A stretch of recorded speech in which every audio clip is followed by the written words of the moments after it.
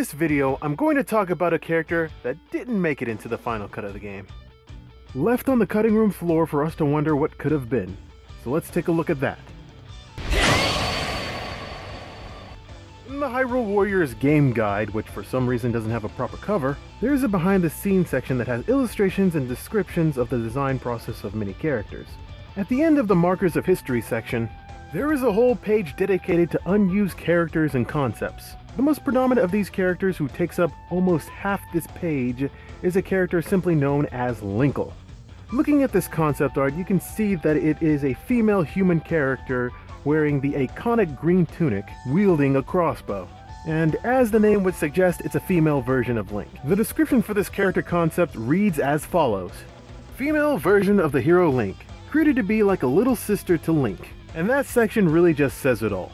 This character was created to be a female version of Link, and also be more like a sister figure to him. In earlier designs for this character, we see her being portrayed as fairly young, unlike Link, who was always conceptualized as an adult. This character was most likely conceptualized after Link's final design was finalized, because Linkle's early concept design is nowhere near close to Link's initial design.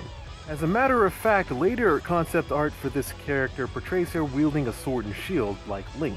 So it's likely that this character was just a fun idea to throw around and originally meant to be a skin. However, the latest design of the character shows her using a crossbow, meaning that there was possibly an effort to make this character playable in the game. However, for whatever reason, that never came to be. And it is also possible that Nintendo just doesn't like the idea of a Link being female. Now, I want to read a little bit into the character description, because however brief, it actually says a lot about what they might have done with this character had it been finalized. Female version of the hero Link, created to be like a little sister to Link. Now, mistranslated grammar aside, this implies a lot.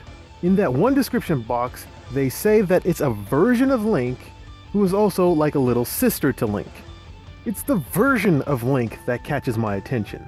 This may infer that Linkle might have been conceptualized to be a variation of one of Link's fighting styles, portrayed as a different character, much like the Great Fairy in Epona. However, there is nothing to say that Linkle was going to be her own separate character. After all, there's several different variations of the other character. You have Lana and Sia, Link and Young Link, Midna and Twilight Midna, Zelda and Sheik. So it's possible that she could have been a standalone character. However, if that was the case, then she would likely have to go through a redesign and renaming, not to confuse the roster. Characterizing her as a younger sister to Link isn't uncommon, because he's had siblings before, most notably in Wind Waker with his sister Ariel. Ariel? And early designs for this character seems like they were leaning towards that concept. And of course, her weapon of choice in this final version seems to be the crossbow. And there's only one use of a crossbow ever in the Zelda mythos, which is in Link's crossbow training. Well, there is other uses of the crossbow, but we don't talk about that content. So it's likely that she would have variations of that crossbow from that game. Now, in terms of Warriors games, there's actually quite a few characters that use crossbows. However, the most likely candidate for inspiration for this moveset would probably be Lian Shi from Dynasty Warriors, as she's the only female character in the franchise that uses a crossbow-like weapon. There's also Motonari from Samurai Warriors, who has a crossbow mounted on his wrist, as well as Kojuro, who has some sort of crossbow-like technology mounted on his wrist. There's also a whole bunch of other characters that they can draw inspiration for the moves and combos, such as Zhahu Ba and his use of a pile bunker, or Guo Huai and his use of a ballisti mounted on his arm, and plenty of other characters who have this type of style. Of course, this is all just speculation. There's no telling what they were actually going to do with this character.